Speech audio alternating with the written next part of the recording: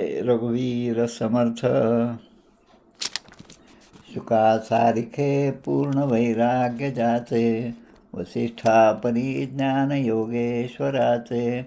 कवी वाल्मिका सारिखा मान्य ऐसा, नमस्कार माझा सद्गुरु रामदासा. श्रीराम मला वाटते अंतरी त्वा वसावे, तुझ्या दासबोधासी त्वा बोध व्हावे. अपत्यापरी पाववी प्रेमग्रासा, महाराज या सद्गुरु रामदासा. जय जय रघुवीर समर्थ. श्रीकृष्ण गोविंद हरे मुरारे, हे नाथ नारायण वासुदेव. प्रद्युम्न दामोदर विश्वनाथ, मुकुंद विष्णुर्भगवन् नमस्ते. सच्चिदानंदरूपाय विश्वोत्पत्त्यादिहेतवे, तापत्रय विनाशाय श्रीकृष्णाय वयं नमः. कृष्णाय वासुदेवाय हरये परमात्मने, प्रणतक्लेशनाशाय गोविंदाय नमो नमः. वसुदेवसुतं देवं कंसचाणूरमर्दनं, देवकी परमानन्दं कृष्णं वन्दे जगद्गुरुं. कृष्णकमलपत्राक्षं पुण्यश्रवणकीर्तनं, वासुदेवं जगद्योनिं नौमि नारायणं हरिं.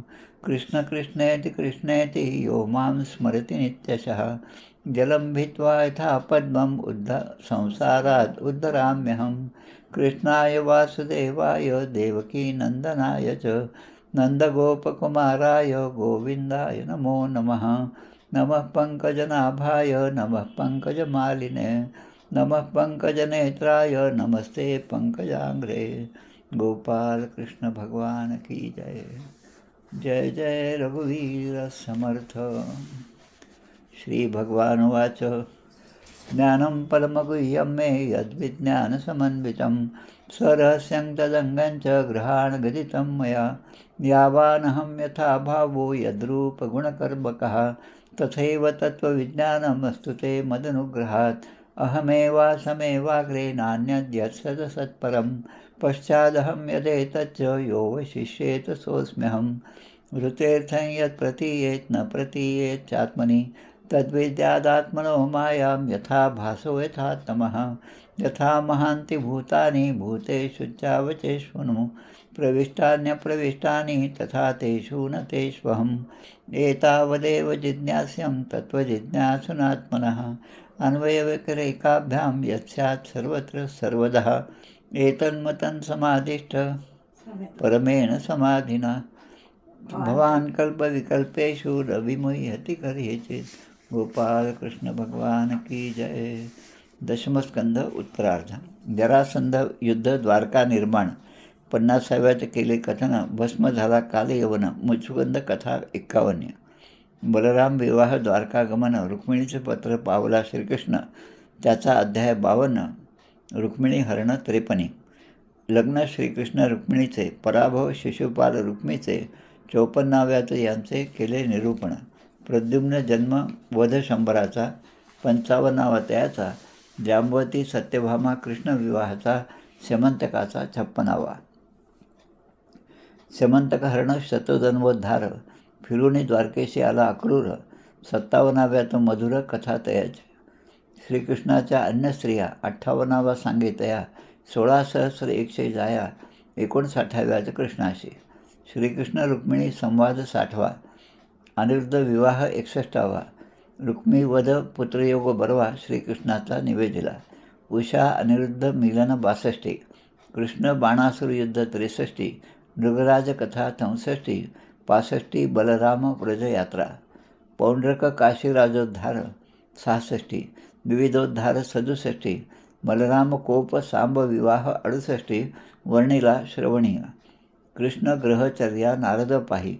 69व्यात कथाही. 70व्यात श्रीकृष्णाकडे येई दूत कैदी राजांचा. 71 श्रीकृष्ण इंद्रप्रस्थ गमन. 72 जरासंधोद्धार राजसूय यज्ञ. 73 सोडी राजबंदीवान, आला श्रीकृष्ण इंद्रप्रस्था. 74व्यात दुर्योधन, यज्ञात पावला अपमान. 75व्यात यज्ञ संपूर्ण राजसूय निवेदिला. शाल्व यादव युद्ध 76, शाल्वोद्धार 77, दंतवक्त्र विदरोद्धोद्धार 78, बलराम हस्ते सूतवध, बल्वलोद्धार बलराम यात्रा 79 सविस्तरा, सुदाम श्रीकृष्ण भेट मधुरा 80 वर्णिली, सुदाम्याशी ऐश्वर्यप्राप्ती 81 कथा ती, श्रीकृष्ण बलराम गोप गोपी भेटी 82 श्रीकृष्ण पट्टराण्यांशी द्रौपदी भेटली 83, वसुदेव यज्ञोत्सव 84, ज्ञान माता पित्याशी 85, सुभद्रा हरण मिथिलेत कृष्ण, जनक श्रुतदेवाशी दे दर्शन, एकदा अनेक रूप धारण 86, वेदस्तुती 87, शिवसंकटमोचन 88, भृगुद्वारा त्रिदेव परीक्षेशी 89 वर्णिले, मृत विप्र बालकाशी 89 आणि ऋषिकेशी निवेदिले 90 श्रीकृष्ण बालविहार. गोपाल कृष्ण भगवान की जय. जय जय रघुवीर समर्थ. श्रीराम जय राम जय राम. आज फाल्गुन शुद्ध सप्तमी शके 1946. आजचा जो आपला अध्याय आहे दशमस्कंदातील 17वा अध्याय. भगवान श्रीकृष्णांची दिनचर्या आणि जरासंधाच्या कैदी राजांच्या दूतांचे त्यांच्याकडे येणे. जरासंधाने आपल्या कैदेमध्ये अनेक राजांना ठेवलेलं होतं आणि त्या सगळ्यांचं दुःख त्यांचं म्हणणं घेऊन एक ब्राह्मण त्यांचा दूत म्हणून या ठिकाणी येतात आणि भगवान श्रीकृष्णाशी चर्चा करतात. तत्पूर्वी या ठिकाणी भगवान श्रीकृष्णांची दिनचर्या दिलेली आहे. शुकदेव परीक्षिती राजाला सांगत आहे भगवंताची दिनचर्या कशी असते आणि आपली दिनचर्या कशी असते या दोघांचा थोडासा आपण मेळ बसवण्याचा प्रयत्न करूया. आपल्या दिनचर्येच्यामध्ये आपल्या ग्रंथाप्रमाणे काय सांगितलेलं आहे आणि आपली दिनचर्या कशी आहे या दोघांचा मेळ जर आपल्याला चांगल्या प्रकारे बसवता आला तर आपली योग्य अशी दिनचर्या आहे असं आपण म्हणायला हरकत नाही. आपल्या एकेहळीचा जो मठ आहे आत्माराम महाराजांचा, त्यामधले आपले राकेश महाराज या ठिकाणी आज आलेले आहेत मुद्दाम.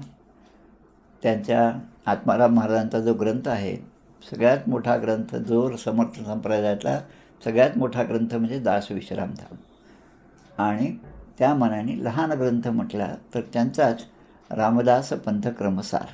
हे दोन्ही ग्रंथ प्रत्येकाने जरूर वाचावेत. त्यामधनं खूप गोष्टी घेण्यासारख्या आहेत. या दास विश्रामधाम ग्रंथामध्ये तर जसं समर्थांचं चरित्र सांगितलेलं आहे आणि त्या त्या प्रसंगाला अनुरूप अशा इतर संतांचे अभंग त्यामध्ये दिलेले आहेत. आणि या ग्रंथाचं वैशिष्ट्य म्हणजे त्यामध्ये तो अभंग कोणत्या रागात म्हणावा हे सुद्धा दिलेलं आहे. खरं म्हणजे जे खरे कीर्तनकार आहेत त्यांनी या ग्रंथाकडे जास्त लक्ष द्यावं, याचा अभ्यास करावा आणि आत्माराम महाराजांचे जे जे अभंग आहेत त्यांचा उपयोग आपल्या कीर्तनामध्ये करून त्या मठाचा प्रचार करावा अशी मला सर्व कीर्तनकारांना एक विनंती करायची आहे. कारण या आत्माराम महाराजांचे गुरु असणारे रामचंद्र महाराज आणि त्यांचे गुरु असणारे शिवरामस्वामी आपचंद मठाचे यांची आता 21-22 महिन्यानंतर त्यांची 300वी पुण्यतिथी आपण त्या मठात साजरी करणार आहोत. आणि त्या दृष्टीने सर्वांना या परंपरेची माहिती व्हावी हे फार महत्त्वाचं आहे. हा जो ग्रंथ आहे रामदास पंथक्रमसार म्हणजे रामदासी माणसाने कशा प्रकारे वागावं, खूप छान ग्रंथ आहे. त्यामध्ये संपूर्ण दैनंदिन व्यवहार कशा असावे, रोजचा कार्यक्रम आपला कसा असावा हे त्याने दिले. तो फक्त एक संदर्भ घेऊन आपण या अध्यायाकडे वळूया. पहिलाच याच्यात सांगतात, उठते समयी होऊनी जागृत, ध्यानी आणावे गुरुरायाचे. सकाळी झोपेतनं आपल्याला जाग आल्याबरोबर जागृत झाल्याबरोबर ध्यानी आणावे गुरुरायाचे, आपल्या सद्गुरूंचं स्मरण करावं. महावाक्य जो आहे दुसरं म्हणतात ते स्मरून महावाक्य घ्यावा अर्थ आणि तारक मंत्र स्मरावा. 3 गोष्टी दिलेल्या आहेत. तारक मंत्र म्हणजे आपला 13 अक्षरी रामनामाचा मंत्र. त्यानंतर ते म्हणतात म्हणजे हे सगळं त्या ग्रंथामधले जे 16 अध्याय आहेत त्यामधल्या एकेका अध्यायामधल्या या सगळ्या गोष्टी एकत्र केल्या आणि 6व्या अध्यायामध्ये पूर्ण दिनचर्या दिलेली आहे. आराध्य मूर्तीचे की जय चिंतन. आपलं आराध्य काय आहे? श्रीराम असेल, कृष्ण असेल, दत्त असेल, त्या मूर्तीचं चिंतन करा. आणि मग करुणी मंगळाचरण स्तवन की भूपाळ्या म्हणाव्या. भूपाळी म्हणण्याची सुद्धा गरज आहे. आणि मग त्यानंतर त्यांनी काही भाग दिले आणि मग म्हणतात, काही वेळाने स्नानसंध्यादी नित्यकर्म विधान सारावे. काही वेळ झाल्यानंतर स्नानसंध्या झाली पाहिजे, बहुतेक सूर्योदयाच्या अगोदर झाली पाहिजे. आणि मग एकांती निवांतस्थळी आपल्या मस्तकावरून मुखवस्त्र घेऊन, आता मुखवस्त्र म्हणजे काहीतरी एक कापड, पंचा, उपरणं घेऊन आराध्य मूर्तीचे स्तवन करून गुरुपरंपरा आठवून एकाग्र मनाने मानसपूजा करीत जावे. अशा प्रकारे जवळपास 20-24 असे मुद्दे त्याने दिलेले आहेत. एका ठिकाणी ते म्हणतात, मग काही वेळाने भोजन किंवा फराळ करावा. प्रोक्षलेले अन्न जे आहे ते पानामध्ये कधीही टाकू नये. आपण येथे जेवणे, उरले ते अन्न वाटणे, असं सगळं त्याने दिलं आहे. आणि सायंकाळी मग कर्मधर्म सारून सगळी दिवसभराची कर्म झाली की मारुतीचे घ्यावे दर्शन. आणि नंतर मग संध्याकाळचं मग आपण पुन्हा आपली उपासना झाल्यावर फराळ करावा. आणि थोडा वेळ मिळेल तेव्हा प्रपंचाकडे पाहून उघडावी घडी परमार्थ, म्हणजे प्रपंच सारावा, प्रपंच योग्यप्रमाणे करावा आणि परमार्थ मात्र विसरू नये. अशा प्रकारे ही पूर्ण दिनचर्या यामध्ये दिली आहे. आता हे दिनचर्या आजच सांगण्याचा काय अर्थ आहे? याचा अर्थ या ठिकाणी आपल्याला या 17व्या अध्यायामध्ये भगवान श्रीकृष्णांची दिनचर्या या ठिकाणी दिलेली आहे. ब्राह्मे मुहूर्त उत्थाय वायुर्पस्पृश्य माधवः दध्यौ प्रसन्न कर्ण आत्मानं तमसः परम. रोज सकाळी उठल्याच्या वेळेस आपल्याला जाग येते. ती जाग कोणामुळे येते? तर ती भगवंताच्या कृपेमध्ये येते. ती भगवंताची कृपा आहे म्हणून आपण उठतो. ती कृपा ज्या दिवशी बंद होईल त्या दिवशी तसाच माणूस झोपेमध्ये गेला, अशी कितीतरी उदाहरणं आहेत. आता भगवान श्रीकृष्ण जेव्हा सगळे उठायचे किंवा आपला आपण विचार जर केला तर आमच्या लहानपणी खेड्यामध्ये असताना सकाळी जाग यायची. ते कुठेतरी कोंबड्यांचा आवाज, बाहेर एखाद्या बैलगाडीचा आवाज असा आला की मग जाग यायची. आणि त्या काळातसुद्धा घड्याळं जास्त नसताना, आता म्हणजे एका माणसाकडे 2 मोबाईल असतील तर 2 घड्याळ असतात, पुन्हा हातावर एक घड्याळ असतं आणि पुन्हा रस्त्याने जाताना दुसरे घड्याळ असतात. आणि एवढं सगळं असूनही आपण त्या घड्याळातल्या त्या वेळेची काही किंमत बाळगत नाही. भगवंताचं या ठिकाणी सांगणं, ब्राह्मे मुहूर्त उत्थाय, ब्राह्म मुहूर्तावर उठल्यानंतर. आताच 2-1 महिन्यापूर्वी जीवन विकास हे जे मासिक आहे नागपूरमधून प्रकाशित होणारं, त्यामध्ये ब्राह्म मुहूर्तावर खूप छान असा लेख आहे. माझ्या विचाराने ते जीवन विकास नाही पण तिरुपतीहून येणारे ते सप्तगिरी मासिक आहे. त्यामध्ये खूप छान प्रकारे विचार दिलेला आहे. ब्रह्ममुहूर्तावर उठावं, हातपाय तोंड धुवून प्रसन्न अंतःकरणाने आत्मस्वरूपाचे ध्यान करावे, असं भगवान श्रीकृष्ण करत होते. दध्यौ प्रसन्न करणं आत्मानं तमसः परम. आता आत्मस्वरूपाचं ध्यान करावं. आता कोणी करावं आणि कोण म्हणतं हे? शुकदेव परीक्षिती राजाला सांगतात भगवंताची दिनचर्या कशी असावी. तर भगवंत सकाळी ब्रह्ममुहूर्तावर उठत होते, हातपाय तोंड देऊन प्रसन्न झाले की मग माया तिथं आत्मस्वरूपाचे ध्यान करत होते. आता जो स्वतः आत्मस्वरूपी लीन आहे, जो आत्मानंदामध्ये मग्न आहे, ज्याची पूर्ण काम आहे, म्हणजे त्याला आता आपल्या मनाची इच्छा पूर्ण करण्यासाठी कुठलेच व्यवहार करण्याची गरज नाही. ते भगवंतसुद्धा आपल्या आत्मस्वरूपाचे ध्यान करीत होते. आता ते कोणाचं ध्यान करत असतील तर त्यांचे जे भक्त आहेत त्या भक्तांचं ध्यान भगवंत करतात. आपल्या स्वरूपाचं ध्यान तर त्यांच्याकडे आहेच आहे, पण आपले भक्त मद्भक्त यत्र गायंती तत्र तिष्ठामि नारदः, हे जसं सांगितलं तसं भगवंत त्या आत्मस्वरूपामध्ये रममाण झालेले आहेत. आता ते आत्मस्वरूप कसं आहे याचासुद्धा एक श्लोक दिला आहे. एकम स्वयं ज्योतिर अनन्यम अव्ययम. ते अखंड आहे, स्वयंप्रकाश आहे, निरुपाधी आहे आणि अविनाशी आहे भगवंताचं स्वरूप. भगवंताचं स्वरूप कसं तर अविनाशी, म्हणजे त्यामध्ये विनाश नाही. आपल्यामध्ये विनाश आहे. क्षणाक्षणाला आपल्या शरीरामध्ये असणारे जे काय म्हणतो आपण त्याला सेल्स, हे सेल्स क्षणाक्षणाला मृत्यू पावतात, नवीन सेल्स जन्म घेतात आणि असे हजारो लाखो सेल्स दर क्षणाला जन्म घेतात आणि नवीन पुन्हा त्या ठिकाणी जुने जे आहेत ते सगळे जे मरून जातात. आणि ही प्रक्रिया इतक्या सहजपणे होते की आपल्यामध्ये काही परिवर्तन होत आहे हे आपल्याला जाणवतसुद्धा नाही. आता उत्पत्ती, स्थिती आणि लय या जगाचं निर्माता, त्यानंतर त्याचं पालनपोषण करणारा आणि त्याचा लय करणारा संहार शक्ती जी आहे, या तिन्ही शक्ती ज्या आहेत ते भगवंताच्या आज्ञेप्रमाणे या ठिकाणी कार्य करीत असतात. या समर्थांना जे एक पत्र समर्थाने दिलं होतं, विजापूरचा सरदार निघाला आहे या संदर्भामध्ये, त्यामध्ये सुद्धा अशाच ओव्या दिलेल्या आहेत. रजनीनाथ आणि दिनकर घालित्या ते येरचार, नित्य करती संचार, लाविले भ्रमण जगदीशे. विजापूरचा सरदार निघाला आहे. एकेका शब्दावर एक एक चरण आहे आणि ते ओवीबद्ध असं पत्र आहे. त्यामध्ये हे सांगितले की रजनीनाथ आणि दिनकर घालिताती येरधार, तो निघाला आहे. घालिताती येर आणि लाविले भ्रमण जगदीशे. आता ज्या जगदीशाने या सूर्य आणि चंद्रांना हे सगळं काम करायला लावलं, ज्याच्या आज्ञेने सूर्य आणि चंद्र हे उगवतात आणि मावळतात, तो भगवंत, ते भगवान श्रीकृष्ण सकाळी ब्रह्ममुहूर्तावर उठतात. आमचे दत्त संप्रदायाचे नाना महाराज तराणकर, या ब्रह्ममुहूर्ताचा संदर्भ आला की मला त्यांचीच आठवण येते. ते त्यांच्या एका ग्रंथामध्ये, मार्तंड विजय नावाचा ग्रंथ विजयराव पागे यांनी लिहिलेला ओवीबद्ध आहे, खूप छान ग्रंथ आहे.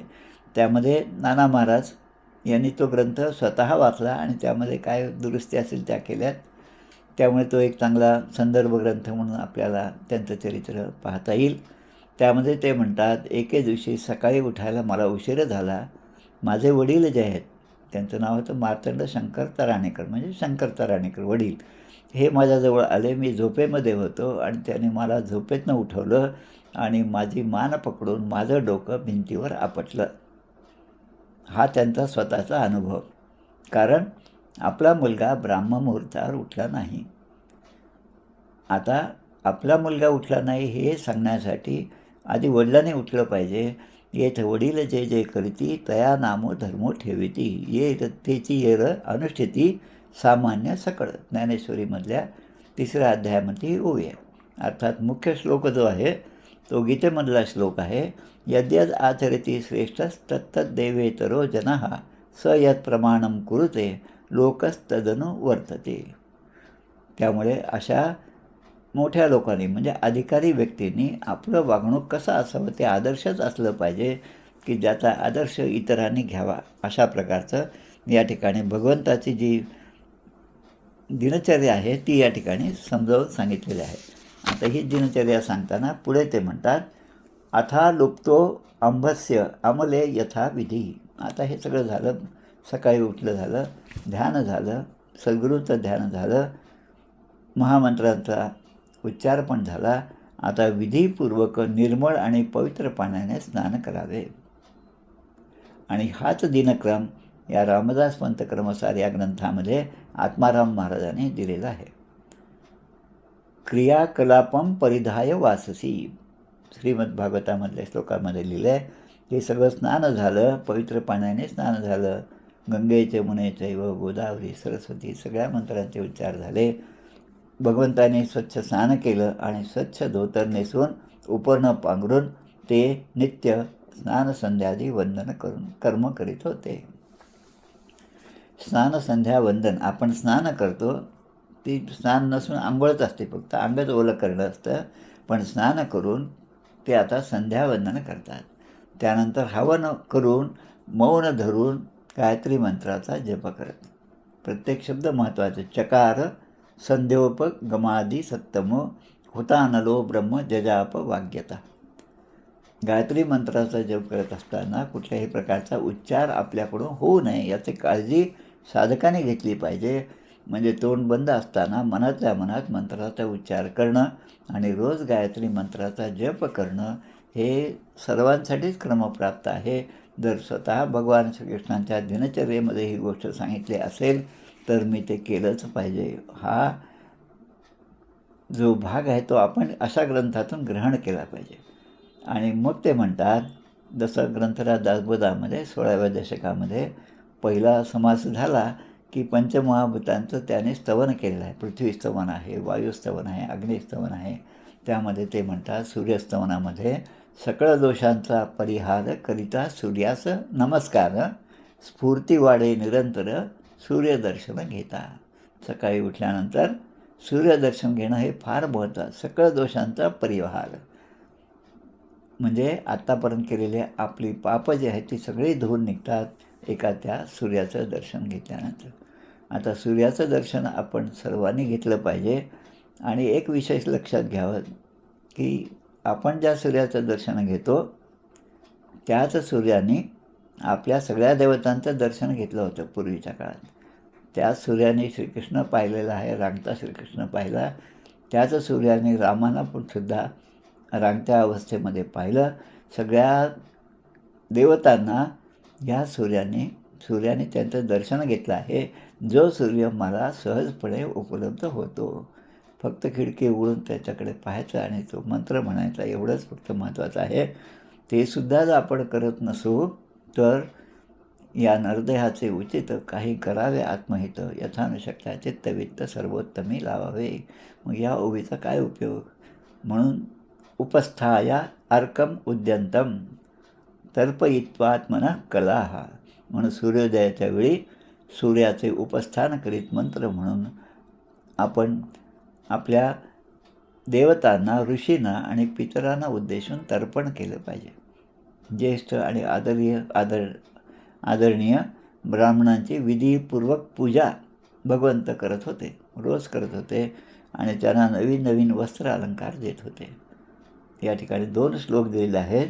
धेनूनाम रुक्मशृंगीणाम साध्वीनाम मौद्रिकस्रजाम पयस्वीनाम गृष्टीनाम सवत्सानाम सुवाससाम ददौरूप्य खुराग्राणम क्षौमादिन तिलैः सह अलंकृतेभ्यो विप्रेभ्यो बद्वम बद्वम दिने दिने. आता बद्वम बद्वम हा शब्द या ठिकाणी 2दा-3दा आलेला आहे. बद्व म्हणजे ही संख्या मोजण्याचं एक नाव आहे. जसं आपण म्हणतो एकम, दशम, सहस्र, शतम, तसं बद्व म्हणजे 13,084. या संख्येचं 13,084 म्हणजे एक बद्व. तर भगवान श्रीकृष्ण विधीपूर्वक त्या गायींची पूजा करत, ब्राह्मणांची पूजा करत आणि वस्त्रालंकार देऊन दररोज एक बद्व म्हणजे 13,084 दुधाळ गायी, प्रथमच व्यालेल्या, वासरू असणाऱ्या, शांत स्वभावाच्या, रेशमी वस्त्र त्यांच्यावर पांघरून, मृगचर्म पांघरून तिळासह त्यांचं दान करीत होते. आणि त्यांच्या शिंगांनासुद्धा सोने आणि खुरांनी, चांदीने मडवलेलं असं ते दान करत होते. हा भगवंताच्या दिनचर्येचा भाग आहे. आता गाय जे आहे, तर या गायीमध्ये, गायीला आपण देवता म्हणतो. सगळ्या 33 कोटी देवांचा वास जे आहे पवित्र या गायीमध्ये आहे. तर आपल्याच विभूती स्वरूप असणाऱ्या गायी, विभूती स्वरूप असणारे ब्राह्मण, देवता, वडील माणसे आणि गुरुजन आणि सर्व प्राण्यांना प्रणाम करून ते त्यांना स्पर्श करीत होते. हा भगवंताचा दिनक्रम होता. आत्मानं भूषयामास नरलोकविभूषणं वासोभिर्भूषणैः स्वीयैर् दिव्यस्रगनुलेपनैः. आणि त्यानंतर दिव्य अलंकार, फुलांचे हार आणि चंदन इत्यादी वस्तू ते स्वतः अलंकृत करीत होते. म्हणजे सगळ्यांना सगळं दिलं झालं की मग स्वतः अलंकार घालत होते. अजून एक गोष्ट यामध्ये दिली, अवेक्षाज्यम तथादर्शम गो वृषद द्विज देवता. तूप आणि आरशामध्ये भगवंत आपले मुख पाहत होते. गाय, बैल, ब्राह्मण, देवता यांचे दर्शन घेत होते. आणि मग अन्य प्रजा जी आहे त्यांच्या इच्छापूर्तीसाठी त्यांच्याशी वार्तालाप करून त्यांना संतुष्ट करत होते. आता एवढं करेपर्यंत भगवंताचा जो सारथी आहे तो भगवंताच्या रथाचे त्या ठिकाणी रथ घेऊन यायचा. तावत सूत उपानीय चंदनम परम अद्भुत सुग्रीवादेर हयैर्युक्तम. जे त्यांचे घोडे होते त्यापैकी एका घोड्याचं नाव दिलं. ते सुग्रीव नावाचा घोडा. आणि मग तो रथ जेव्हा जवळ यायचा तेव्हा भगवंत त्या रथावर आरूढ व्हायचे.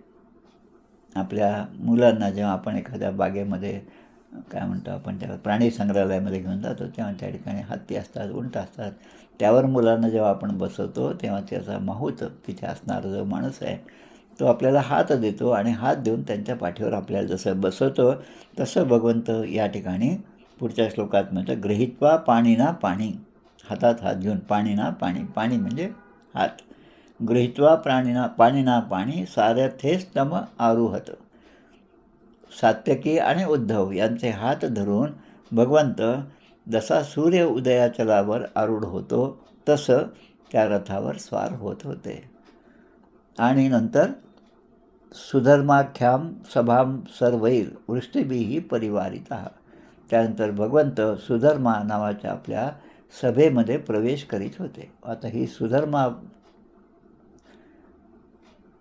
नावाची जी सभा आहे ती सभा म्हणजे विश्वकर्म्याने निर्माण केलेली आहे. आणि त्याचं वैशिष्ट्य असं, प्राविशद यन्निविष्ठानाम न सत्यंग षडूर्मयः, की त्या सभेमध्ये जे लोक बसत होते, जे दिव्य व्यक्ती बसत होत्या, त्यांना तहान लागत नव्हती, भूक लागत नव्हती, शोक नव्हता, त्यांना मोहसुद्धा नव्हता. निरीच्छ झालेली ही सगळी मंडळी भगवंताच्या आसपास त्या सभेमध्ये बसत होते. आता भगवान त्या ठिकाणी विराजमान झालेले आहेत. स्वतःच्या अंगकांतीने सगळ्या दिशा उजळून गेल्या आहेत. आणि जसा आकाशामध्ये इतर तारेगण असावेत आणि त्यामध्ये चंद्र शोभून दिसावा तसे भगवान श्रीकृष्ण त्या सुधर्मा सभेमध्ये शोभून दिसत होते. आता एवढं झाल्यानंतर मग मृदंग वीणा उरज वेणू ताल दर स्वनैही. मृदंग, वीणा, पखवाज, बासरी, झांज आणि शंख 6 प्रकारच्या वाद्यांची नावं या ठिकाणी दिली होते की या वाद्यांचा घोष भगवंताच्या पदरी असणारे सूत, मागध आणि भाट हे करत होते. आणि त्या ठिकाणी ते भगवंताची स्तुती करत नृत्य करत होते. आणि ते आपल्या नृत्यामधून जसे आपण पोवाडे पाहतो, शिवाजी महाराज, संभाजी महाराज यांच्या शौर्याचे पोवाडे ते शाहीर आजही आपल्याला जेव्हा आपण त्यांच्याकडून ऐकतो तेव्हा आपल्या अंगामध्ये वीरश्रीचं स्फुरण होतं, संचार होतो. तसं त्यावेळेस ते भगवंताची स्तुती त्या काव्यातून करत होते. एखाद्या पवित्र कीर्ती राजाचं चरित्र ते आपल्या गाण्यातून सगळं सांगत होते. आता असं सगळं होत असताना तत्रैक पुरुषो राजन आगतो पूर्वदर्शनः, हे होत असताना त्या ठिकाणी एक नवीन मनुष्य त्या ठिकाणी आला. आता हा जो नवीन मनुष्य आला त्याला कोणीच ओळखत नव्हतं.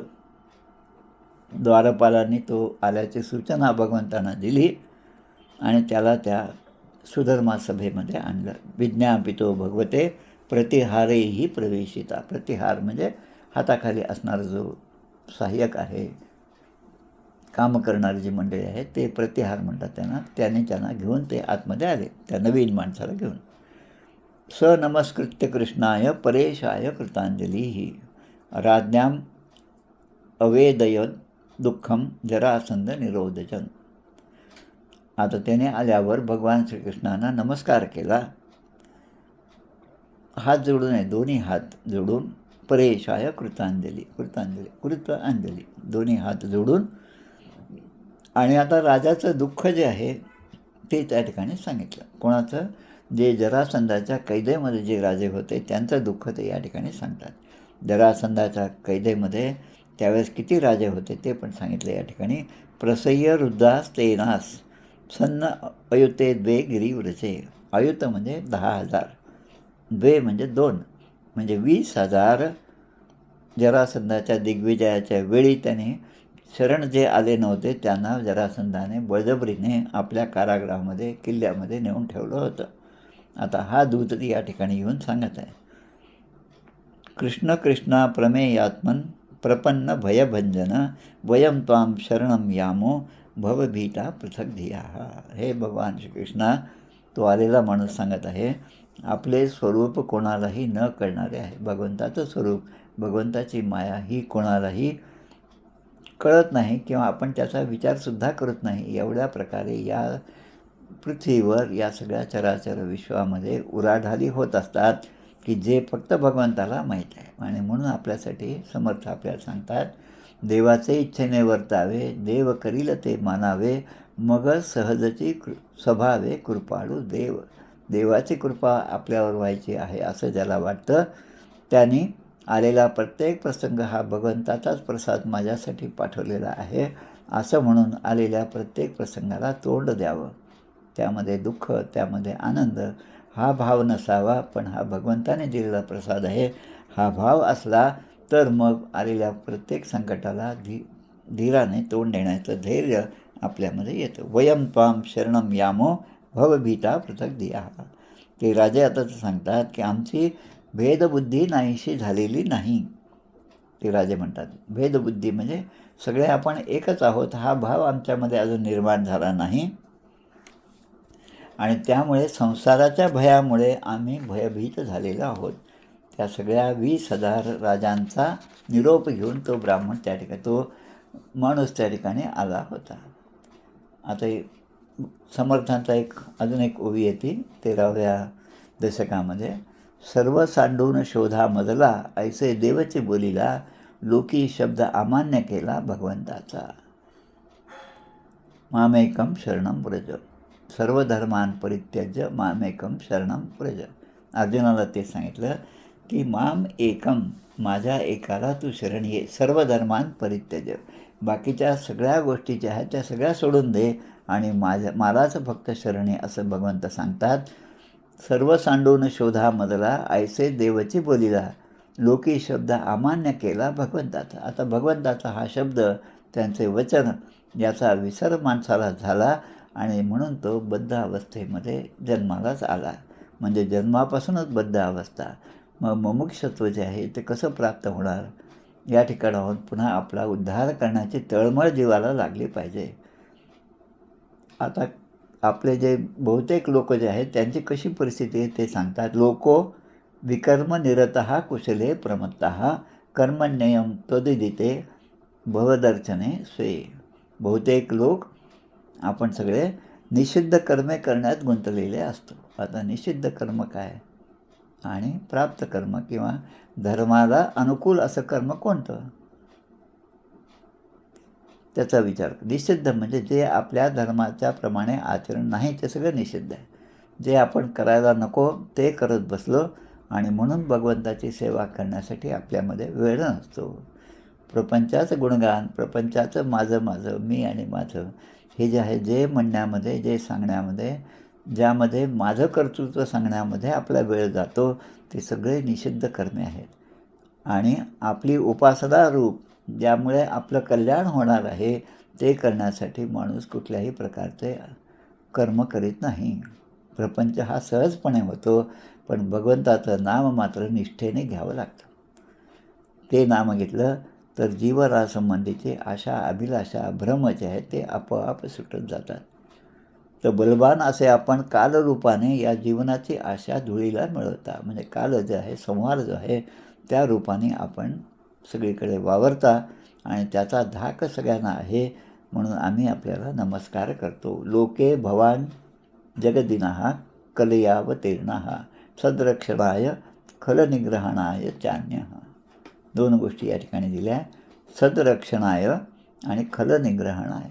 सद्रक्षणाय म्हणजे जे चांगले आहेत त्या संतांचं रक्षण करणं आणि जे दुष्ट आहेत त्यांना शासन करणं, यासाठी भगवंता तुमचा हा अवतार झालेला आहे. हा अवतार आपल्या 24 अवतारामधला अगदी 19 आणि 20वा अवतार, बलराम आणि श्रीकृष्ण. एखादा राजा आपल्या आज्ञेच्या विरुद्ध आम्हाला दुःख देतो. भगवंताची आज्ञा राजाला असते, राजाने प्रजेचा सांभाळ करायला पाहिजे, पण तो राजा जर उन्मत्त झाला तर त्याच्या प्रत्येक कर्मातून प्रजेला दुःख होतं. आणि त्यावेळेस ती प्रजा म्हणत असते की आपला हा राजा आपल्या धर्माच्या विरुद्ध वागत आहे आणि आम्हाला दुःख देत आहे. ही परिस्थिती पाहिल्यावर आम्हाला असं वाटतं की हा राजा असं का करत आहे, आणि दुसरीकडे वाटतं की आमचंच पूर्वकर्म आहे म्हणून आम्हाला हे दुःख भोगावं लागतं. 1700, 1800, 1900 या काळातला विचार केला तर भारतामध्ये अशीच परिस्थिती होती. आक्रांता जे बाहेरून आले होते त्यांनी इतका धुमाकूळ घातला होता की प्रत्येकाला असं वाटत होतं की आपल्याच नशिबामध्ये हे आहे, म्हणून ते सहन करणं हेच आपल्याला आता क्रमप्राप्त आहे. म्हणून मेलेला समाज जो आहे तो समर्थाने जागृत केला, आपल्या सगळ्या संतांनी तो जागृत केला आणि त्यांच्यामध्ये वीरश्रीचा संचार त्यांनी आपल्या सगळ्या ग्रंथाच्या द्वारे निर्माण केला. राज्योपभोगाचे सुख हे विषय साध्य असून स्वप्नाप्रमाणे क्षणभंगूर आहे. हे जे सुख आपण उपभोगतो संसाराचं ते नित्य नाही, ते अनित्य आहे. आणि त्याने शरीराने विभो नैव शाश्वतः न एव शाश्वत, यात शाश्वत असं काहीच नाही.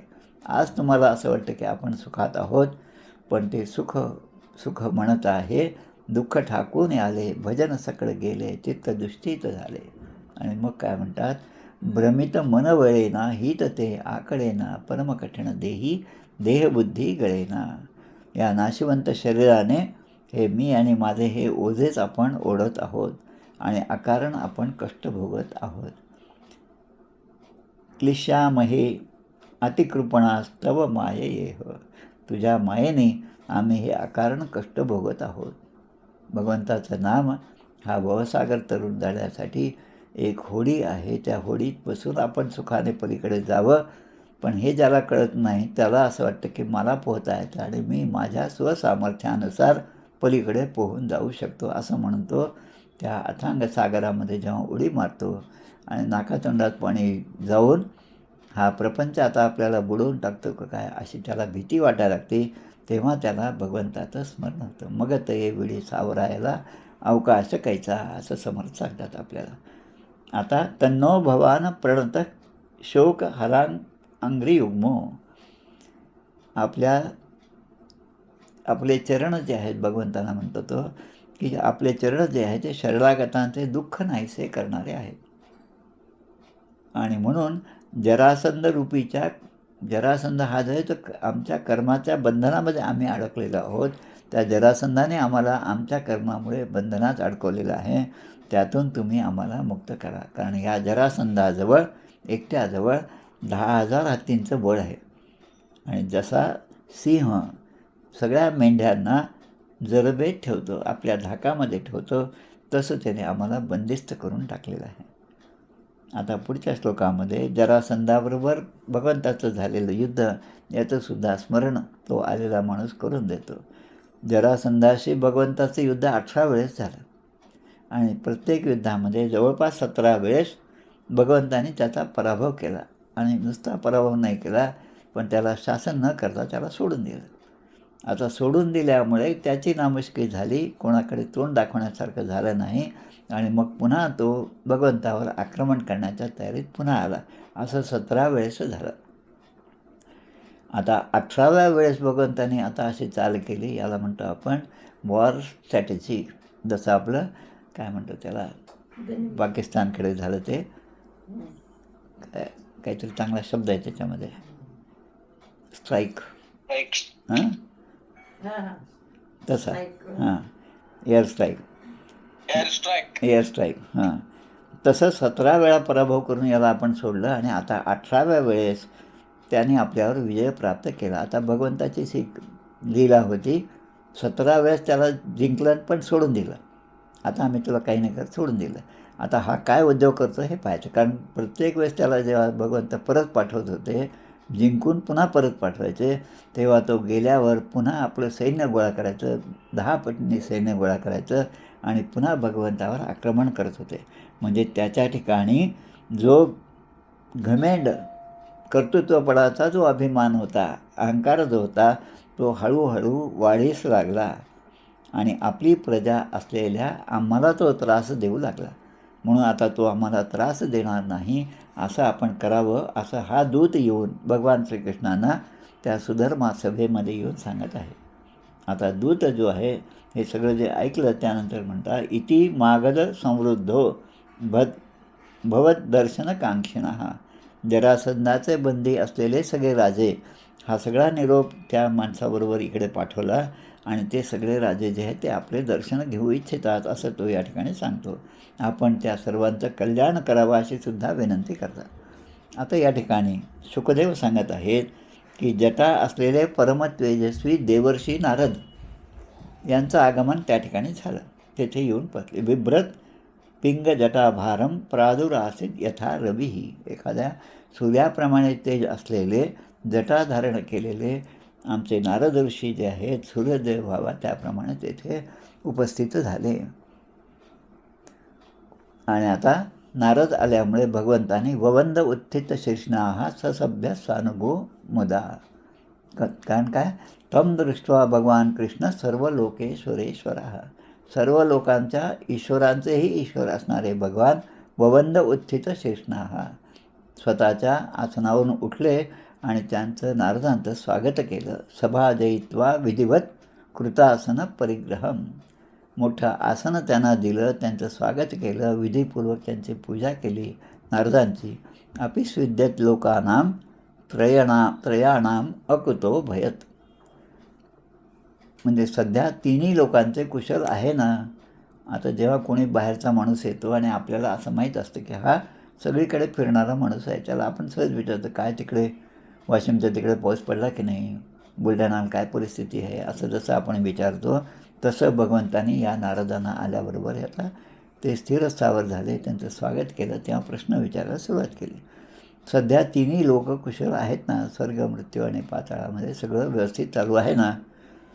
कारण आपला संचार या तिन्ही लोकांमध्ये असतो, त्रैलोक्यामध्ये असतो. लोकानां त्रयमाणम अकुतो भयम. म्हणजे कोणाला भीती वगैरे नाही ना. आणि मग जे आता भगवान नारदांना विचारत आहेत या ठिकाणी आणि ननो भयान भगवतो लोकान पर्यटतो पुनः. आता पुढचा प्रश्न विचार की पांडवांचं आता काय चालू आहे, त्यांचे काय वार्ता आहे, म्हणून आम्ही तुम्हाला विचारतो. आता जे भगवान ज्यांना आपल्या हृदयस्थ या सगळ्या गोष्टी सहजपणे कळतात ते आता नारदांना आता मोठेपणा देत आहेत. म्हणजे बऱ्याच संतांच्या चरित्रामध्ये अशा गोष्टी नेहमीच येतात पहा की ते कर्तृत्व स्वतःकडे घेत नाहीत. रामाने रावणाला मारलं असं जेव्हा प्रश्न विचारला तेव्हा राम अगदी सहजपणे म्हणतात की मी त्याला मारलं नाही, पण उसको उसके मैने मारा. मैने मारा हा शब्द आहे.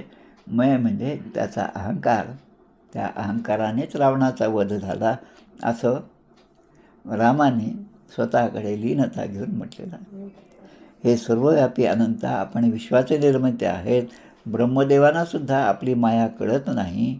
एखाद्या लाकडामध्ये सुप्त अग्नी जसा असतो तसा आपण सगळ्यांच्या हृदयामध्ये असता. हृदयामध्ये रामो की भ्रांतासी पडे कामो विषयावरी. भ्रांतासी पडे कामो विषयावरी. सगळ्यांच्या आत्मस्थ असणारा भगवंत आहे, पण जे भ्रांत आहेत, जे बद्ध आहेत, जे परमेश्वराला ओळखत नाही त्यांचं मन मात्र विषयाकडे आकृष्ट होतं.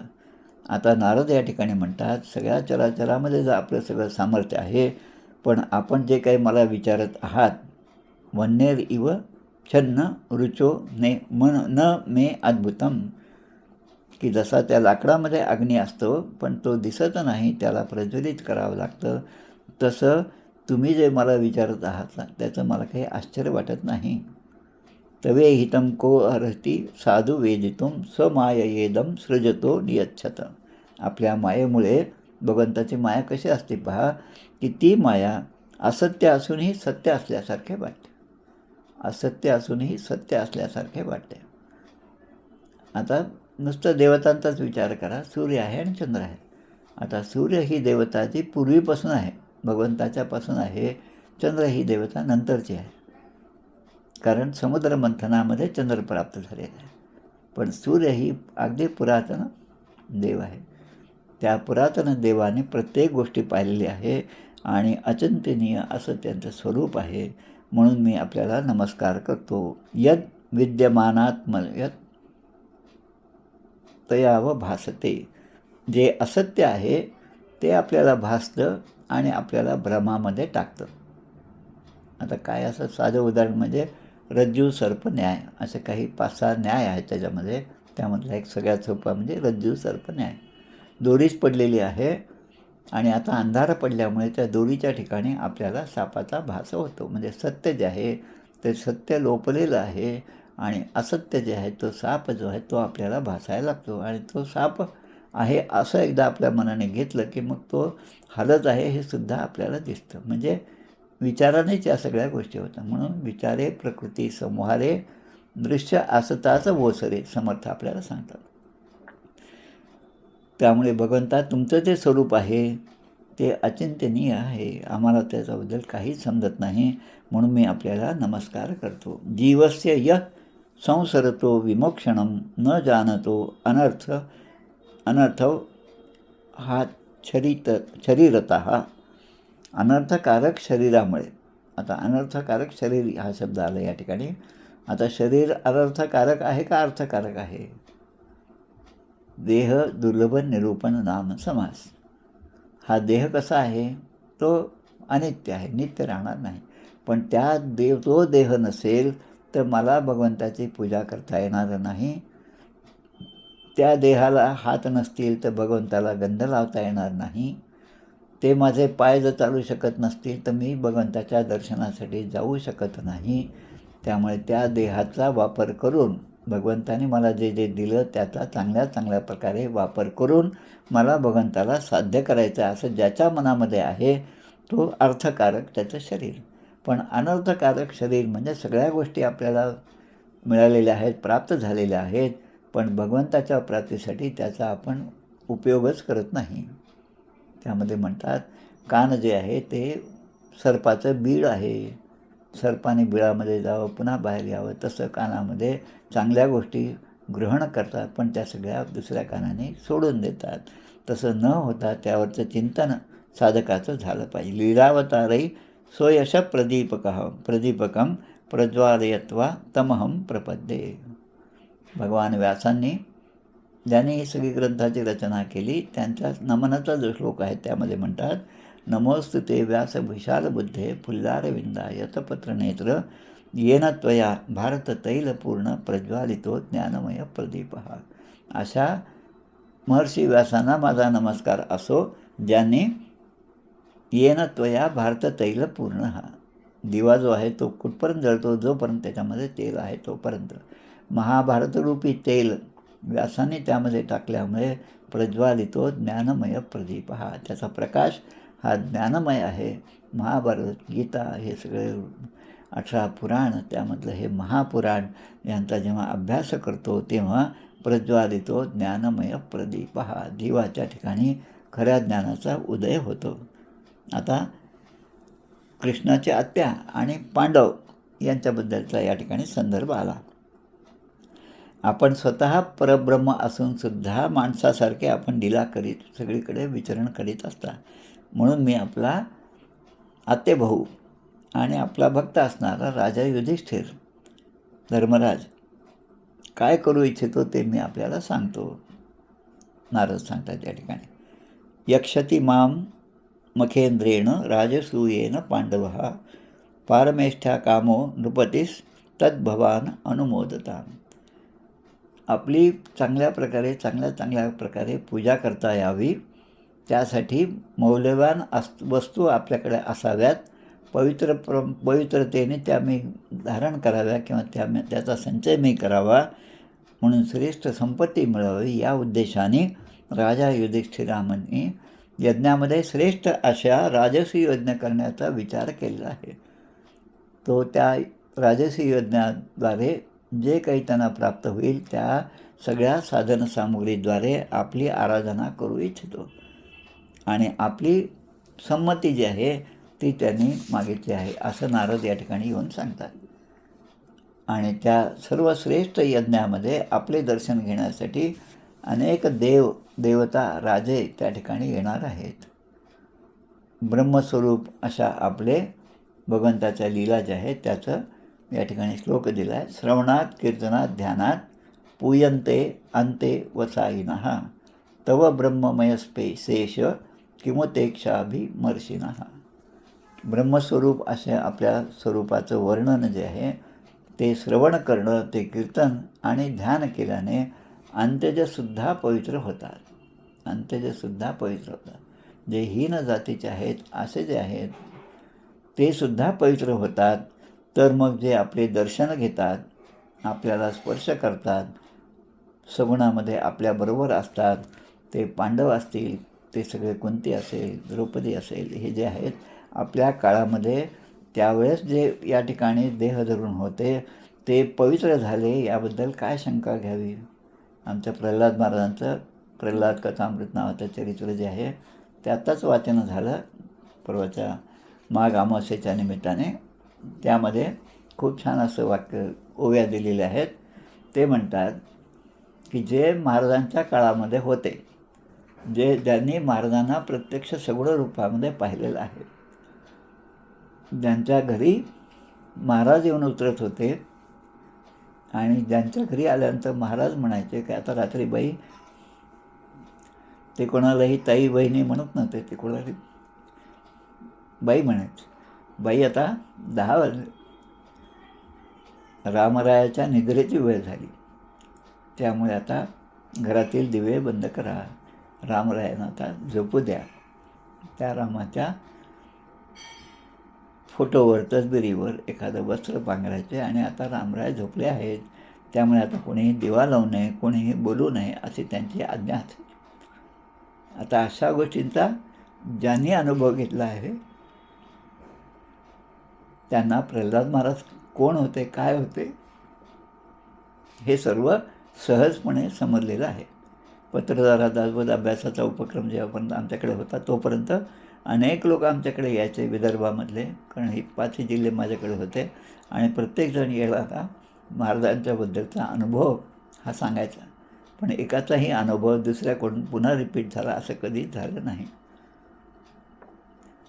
तसं श्रवणात, कीर्तनात, ध्यानात, त्यामुळे श्रवण कीर्तन केल्यामुळे अंत्यच्या सुरुवात पवित्र होतं. आता त्या चरित्रामध्ये पुढे म्हटलेलं आहे की जे त्यांच्याबरोबर होते ते तर पवित्र झालेले आहेत, पण जे त्यांच्याबरोबर नव्हते, ज्यांनी महाराजांना पाहिलेलं नाही, उदाहरणार्थ आम्हीच 77मध्ये अकोल्यात नोकरीला आलो, 79मध्ये महाराज गेले.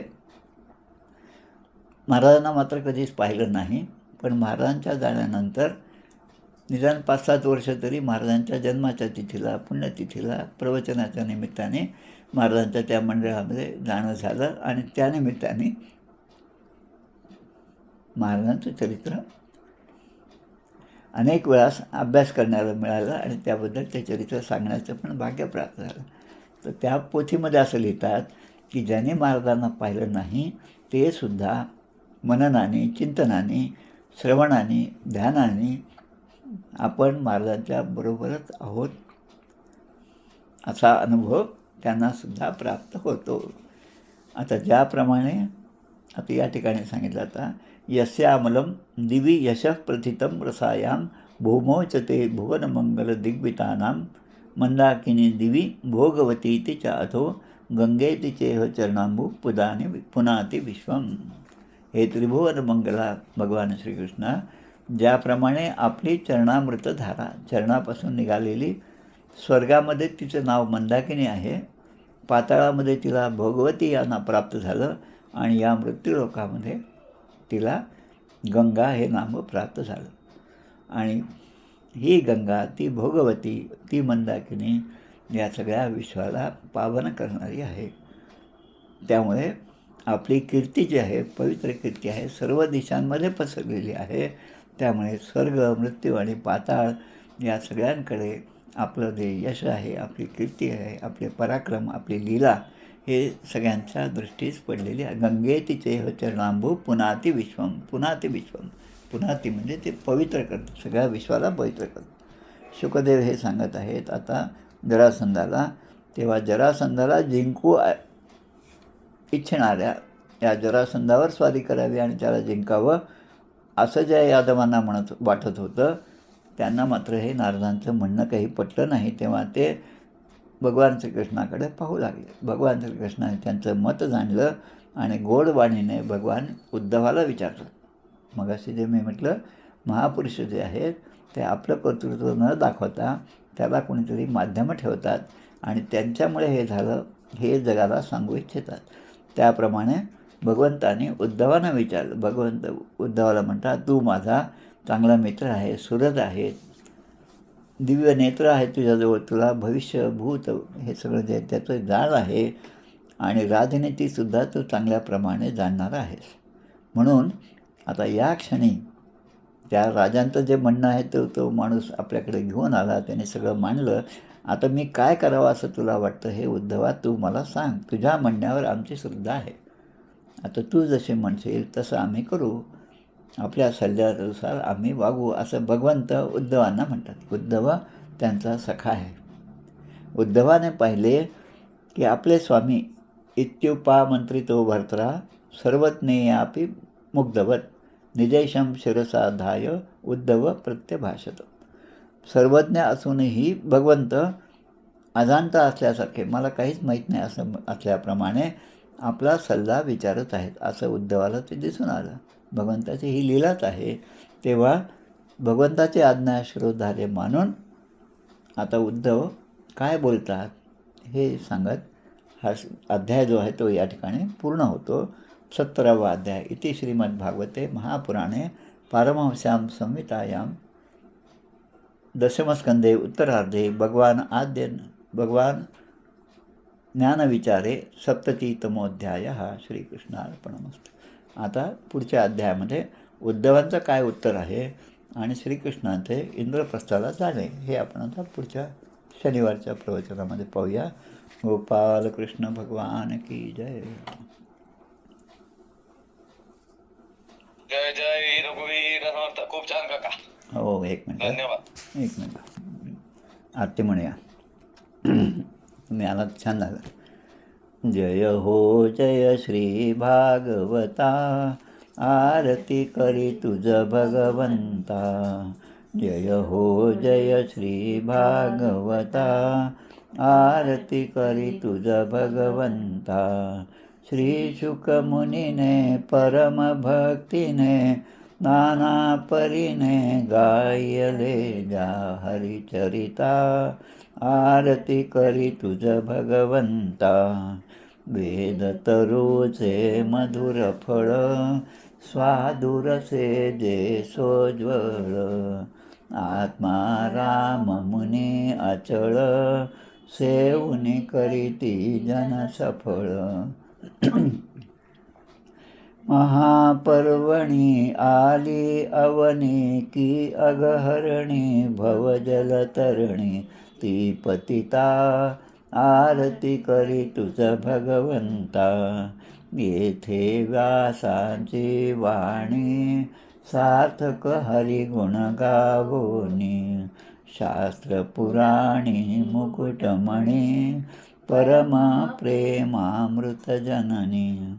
सहज सेविता भाविक भक्ता, उदारदाता मोक्ष तत्वता देहाता. आरती करी तुझ भगवंता. गमते जणू मानस तीर्थ, 12 सोपाने युक्त. निर्मल भक्ती जले भरित, विहरे हरिहंसति तेथ. श्लोक सुकुमले संत अलिकुले, सेवुनि रमले भान विसरले रस पिता. आरती करी तुझ भगवंता. अपार महिमा ग्रंथाचा, वदवे ना कोणासाचा. मेवा कविवर संतांचा, प्राणची कीर्तनकारांचा. जणू बोधाचा स्वयंप्रभेचा, 12 कळीचा रवी अंतरीचा तमहर्ता. आरती करी तुझ भगवंता. ग्रंथ नवे हा श्रीकृष्ण, गीते वेधी मन पूर्ण. अनन्य होता या शरण, खचित टळे जन्म मरण. त्रितापजाती चिरये शांती, नाथ ही वदती रामपदी ठेवी माथा. आरती करी तुझ भगवंता. जय हो जय श्री भागवता, आरती करी तुझ भगवंता. गोपाल कृष्ण भगवान की जय. जय जय रघुवीर समर्थ. श्रीराम जय राम, जय जय राम. श्रीराम.